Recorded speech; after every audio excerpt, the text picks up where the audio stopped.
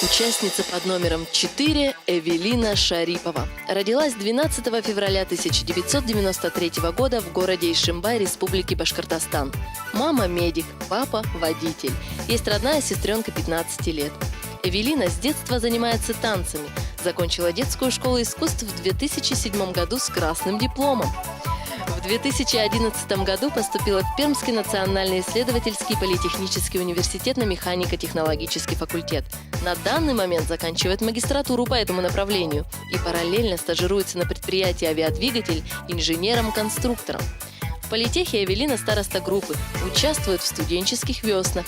В свободное время занимается в ансамбле татарского танца «Гузель Чулман».